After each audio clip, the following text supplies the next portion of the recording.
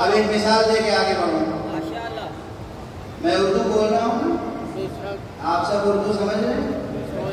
بہت سے بچے ہیں جو میری اردو نہیں سمجھتے، حالانکہ ان کی مادری زبان بھی اردو ہے. ٹھیک ہے نا؟ وہ کہتے ہیں یہ کون سی، یہ مولوی صاحب کون سی زبان بول رہے ہیں، ہمارے گھر میں تو یہ نہیں بولی جاتی. آنے کی بات ہے. اردو آپ کی مادری زبان بھی ہے، اردو میری مادری زبان بھی ہے، میں بھی اردو بول رہا ہوں. مگر بہت سے بچے ہیں، سب کو نہیں کہہ رہا ہوں، بہت سے بچے ہیں جو کہتے ہیں ان کی اردو سمجھ میں نہیں آتی. ایسے بڑی مثال ہے، جو یہ تو چھوٹی سی مثال تھی. میری مثال تو کوئی مثال ہی نہیں ہے، میں بڑی مثال. میر عزیز نے کس زبان میں شاعری کی ہے؟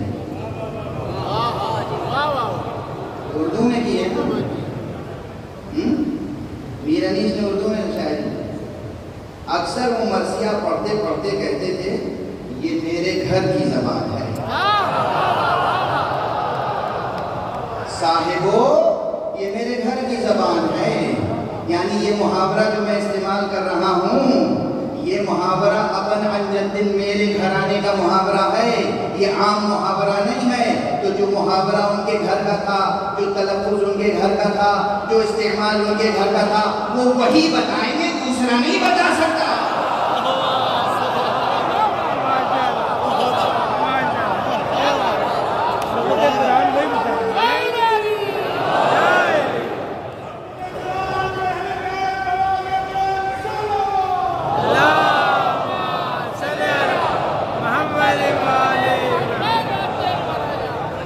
بنیادی باتیں سمجھ میں آ رہی ہیں نا؟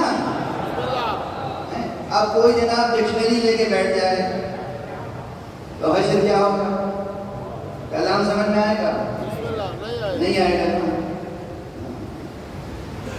پھر یاد رکھیے گا قرآن مبین وہ عربی مبین، جسے قرآن نے بار بار عربی مبین کہا ہے، آخر اسے عربی مبین کہہ کے عام عربی سے ممتاز کیا کیوں ہے؟ وہ عربی مبین امرؤ القیس کی عربی نہیں ہے، لکھ لو. وہ عربی ارے کلام حق بے زبان محمد.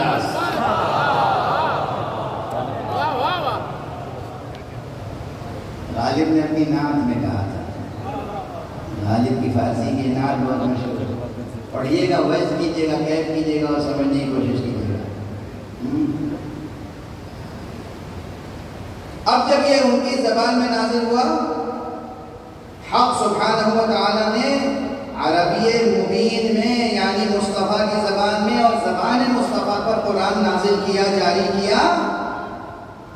تو جب ہم سرکار رسالت آپ سے پوچھیں گے کہ صلاۃ کے معنی کیا ہیں، تو جو وہ بتا دیں اسے ماننا پڑے گا.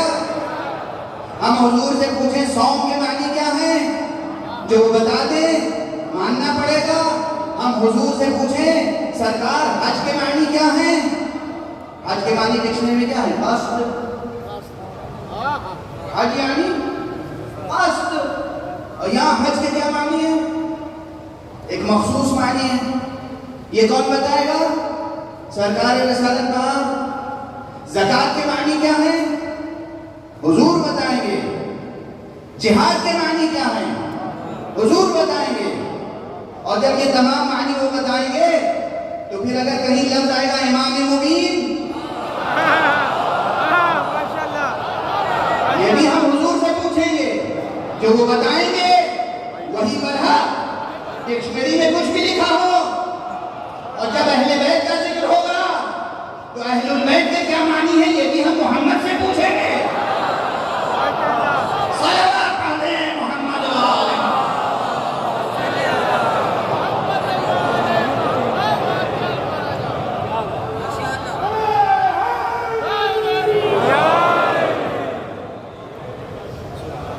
یہ نہیں ہوگا کہ ہم عربی ڈکشنری لے کے بیٹھ جائیں، عربی قواعد لے کے بیٹھ جائیں، عربی ضوابط لے کے بیٹھ جائیں.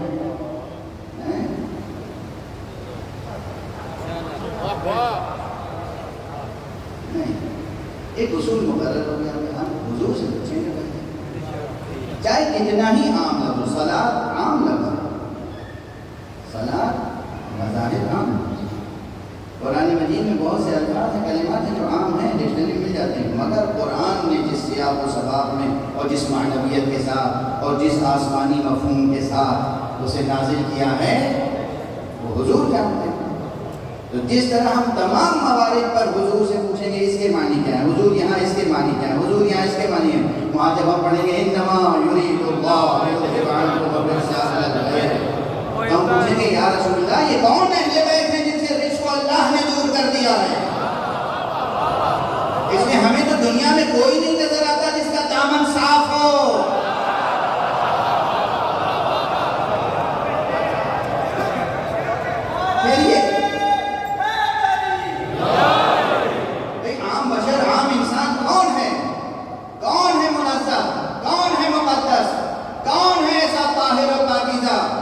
جس کے دامن پر کوئی گرد و غبار نہ ہو۔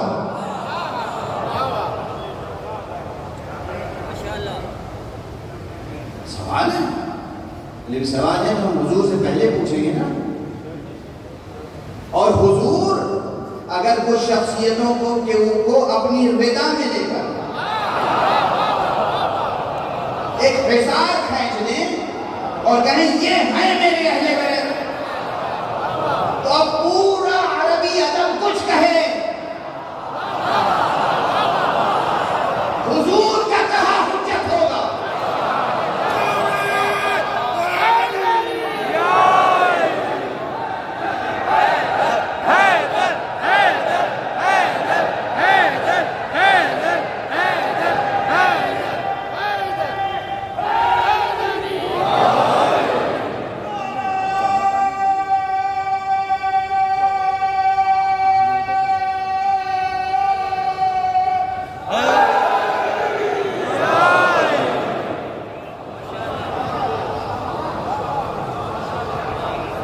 ڈکشنری میں یہ لکھا ہے اور نہ ہوگا، قاعدہ یہ ہے، اور ابھی آپ قرآن کی فلاں آیت میں یہ ہے ہوگا، قرآن کی فلاں آیت میں کیا ہے ہوگا، قرآن کی اس آیت میں کیا ہے۔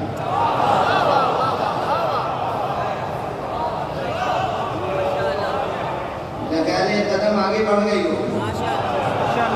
جہاں چھوڑی تھی میں نے اس سے اب گفتگو آگے بڑھی۔ ایک اصول ہے، آیت تفسیر کے معنی کون بتائے گا، آپ یا رسول؟ کسے تفسیر کا حق زیادہ ہے؟ رسول کو۔ اور رسول سے اگر یہ تفسیر مروی ہے تو سارے قواعد ایک طرف، رسول کا ارشاد ایک طرف۔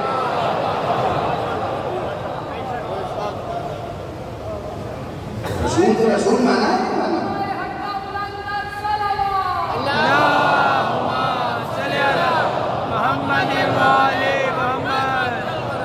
رسول کو رسول مانا ہے نہیں مانا ہے؟ یا رسول کا نام صرف استعمال کیا ہے اپنی ریاست قائم کرنے کے لیے؟ ہاں میں جانتا ہوں ایسے لوگوں کو جو آج بھی ہیں خدا اور رسول کی کوئی حقیقت نہیں ان کے نظام فکر میں سوائے ریاست کے۔ ریاست، اللہ کے نام پہ ریاست قائم ہو جائے بس اتنا کافی ہے، رسول کے نام پہ ریاست مل جائے اتنا کافی ہے، پھر نہ اللہ کی ضرورت ہے نہ رسول کی ضرورت ہے، پھر اللہ کا قانون بھی توڑ دو کوئی حرج نہیں۔